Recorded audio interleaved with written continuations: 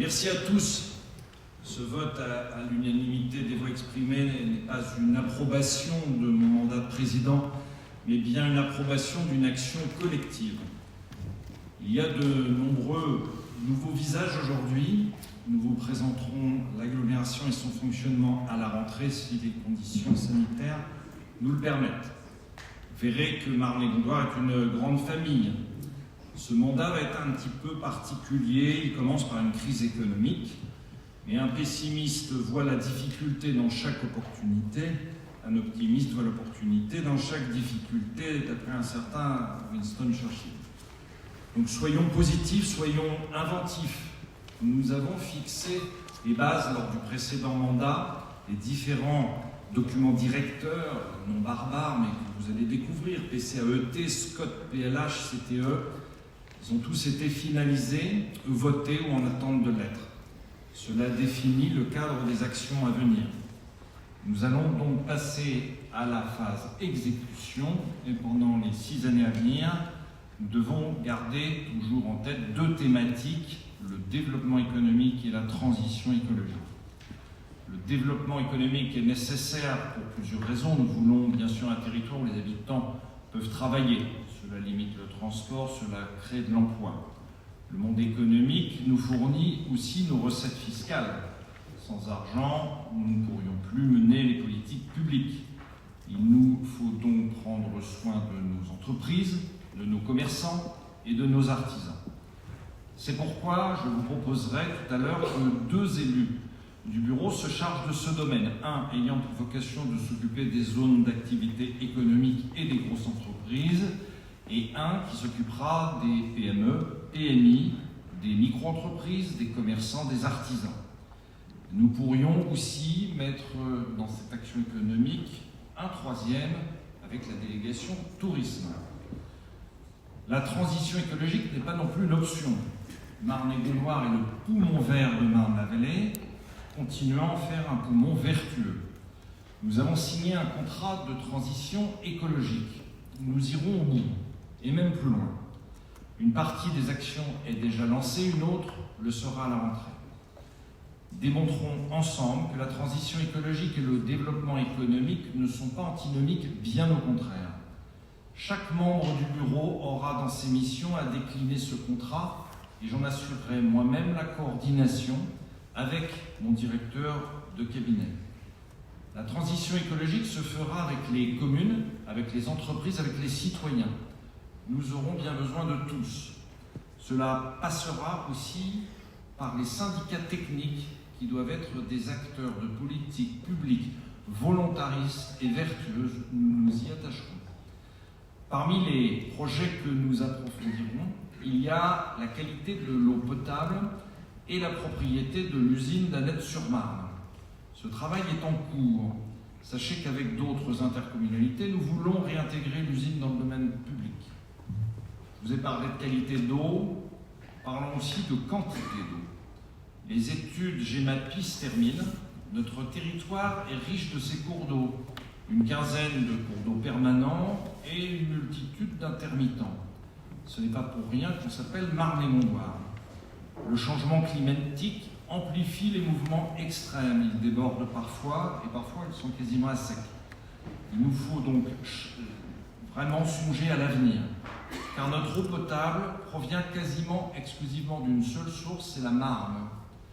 Mais pourra-t-on continuer à prélever autant d'eau dans la Marne pendant les 20 prochaines années, et même après, surtout après des étés chauds et précoces que nous connaissons? Je vais évoquer également des projets de réutilisation de l'eau épurée. L'eau épurée, c'est le nom que l'on donne à l'eau nettoyée qui sort des stations d'épuration.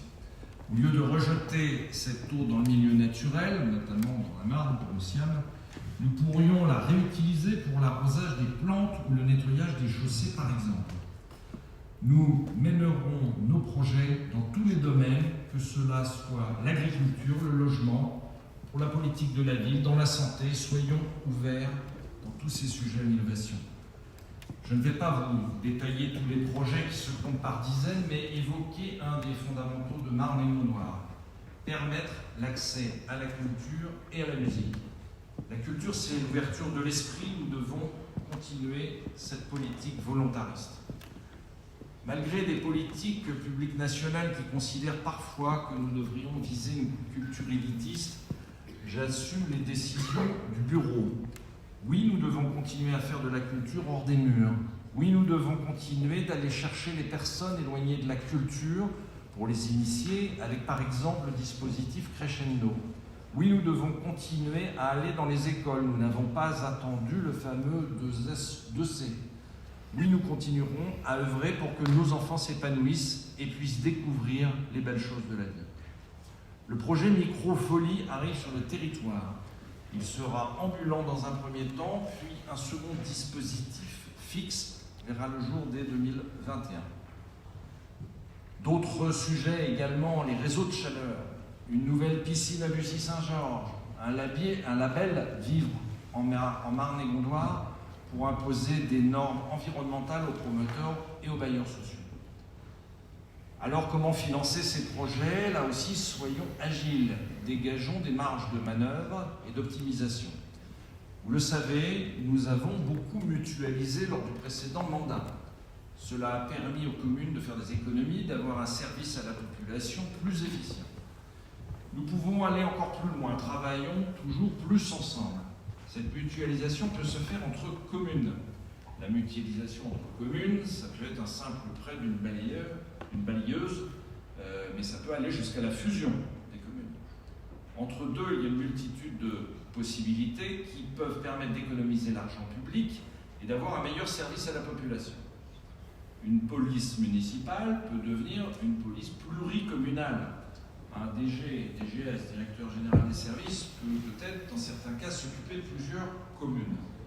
Si nous voulons pouvoir continuer à mener des politiques publiques ambitieuses, ne fermons aucune piste et étudions, par exemple, les avantages et les inconvénients de la création de communes nouvelles. Parlons de la mutualisation entre l'intercommunalité et les communes. Nous avons réellement amélioré nos capacités à travailler ensemble durant le précédent mandat. Mais on peut encore agrandir la palette de nos services communs. Les fonctions support peuvent très bien être mutualisées, les ressources humaines, la comptabilité, l'informatique, la communication et d'autres. Des tests seront lancés avec des communes volontaires pour voir jusqu'où nous pouvons aller. Enfin, parlons de mutualisation entre intercommunalités, mais soyons clairs, je ne parle absolument pas de fusion. Nous nous sommes battus pour pouvoir mener notre projet de territoire. Je me battrai pour que l'agglomération de Marne-et-Gondoire puisse continuer à exister encore longtemps. Mais je ne vous dis pas non plus que le périmètre restera le même pendant la durée du mandat, car Marne-et-Gondoire est une intercommunalité attractive et certaines communes pourraient vouloir nous rejoindre. Parlons aussi de mutualisation entre intercommunalités. Cela existe déjà à travers les syndicats techniques. Le CIEFREM a bientôt 60 ans. Le SIAM va fêter ses 46 ans. Notre territoire a été novateur. Il a permis de véritables réussites de mutualisation. Essayons aussi d'explorer d'autres pistes. Peut-on se rapprocher au niveau du développement économique, par exemple, avec les collectivités qui nous entourent, pour créer une marque Marne-la-Vallée? Pour le tourisme, pour les entreprises, une marque Marne-la-Vallée aurait sans doute plus d'impact que la seule marque de Marne-et-Gondoire. Pourquoi ne pas travailler sur la transition écologique ensemble? Marne-et-Gondoire est en avance et peut être le fer de lance de toutes les intercommunalités aux environs. Ne doit-on pas penser à une zone à faible émission ensemble avant que ceci ne soit imposé par la loi? Certains sujets méritent que l'on s'y attelle à plusieurs, comme nous le faisons avec l'eau potable. Faisons de Marne-et-Gondoire le moteur de Marne-la-Vallée. Ce moteur sera vert, vertueux et respectueux. Nous avons 6 ans pour agir, alors continuons ensemble pour que ce travail soit rendu possible. Toute politique politicienne doit être écartée des débats. C'est pourquoi, en totale unanimité des maires des 20 communes, nous proposerons tout à l'heure au vote une charte permettant d'exclure la création des groupes politiques au sein de notre Assemblée. C'est l'objet du point numéro 38 que d'ailleurs je vous proposerai d'avancer tout à l'heure dans l'ordre du jour. Merci de votre confiance, je vous remercie.